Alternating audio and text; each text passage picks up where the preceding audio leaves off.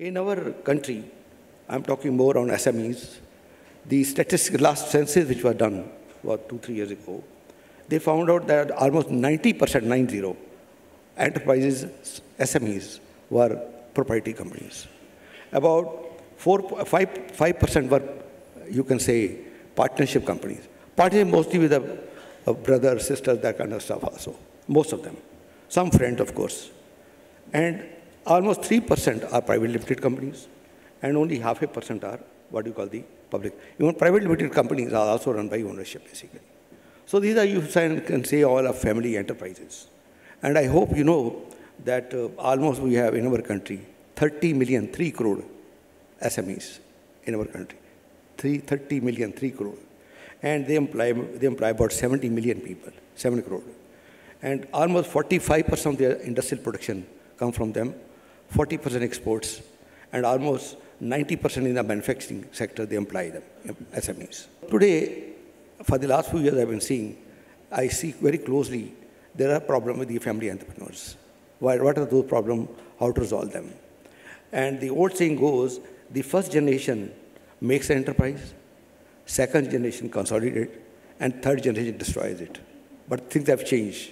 You know, although large companies like even Ambani's Reliance, or maybe even Birla's, Kumar Ramagaram Birla, or you can say this Thapar Group, all these companies are family owned.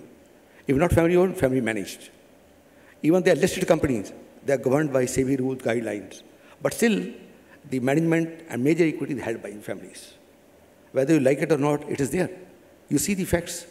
Or most of the companies, whatever the name you see, even in the listed 500 companies, most of them will be managed by some family or the other.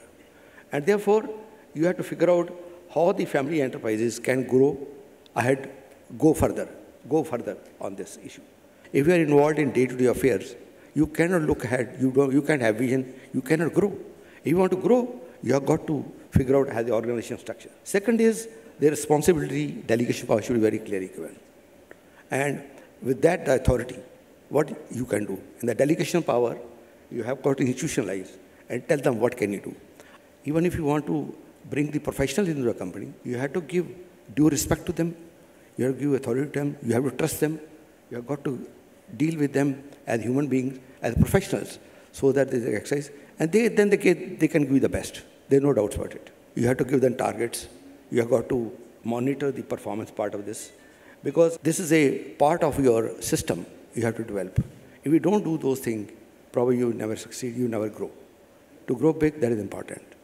And now, as I see it, the changes are happening in the family enterprises also.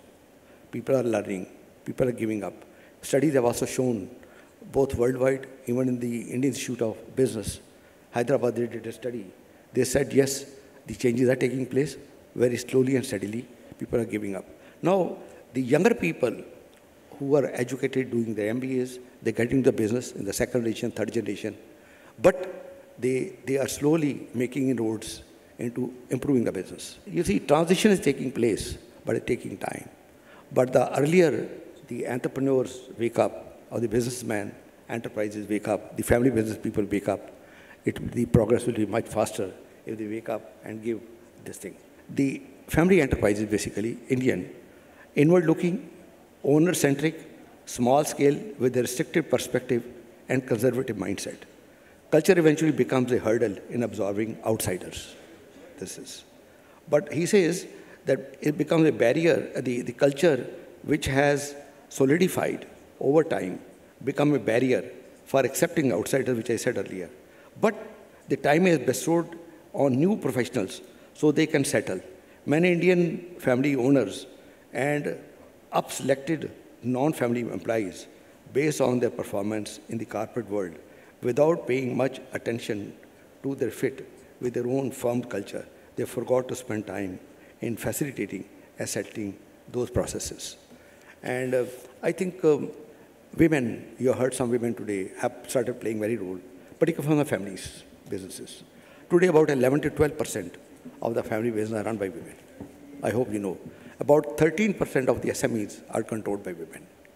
So I think there's a big change which is happening today, and which will usher a new era of growing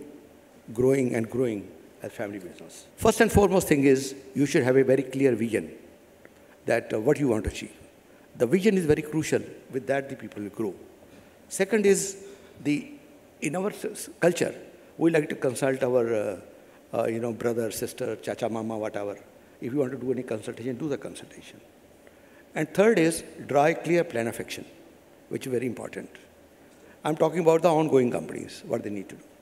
And then your target market should be very clear.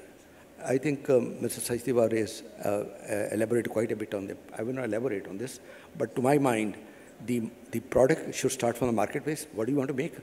What you can sell? And then make it, and then sell it. Product or service. Then finance, of course, is a crucial issue. You have to tie up the financial sources. Technology, very important. What technology, what will serve, what will not work. Because technology is changing so fast, you can't imagine even. Then implementation. I think in our country, particularly the government sector, the major casualty is the implementation part.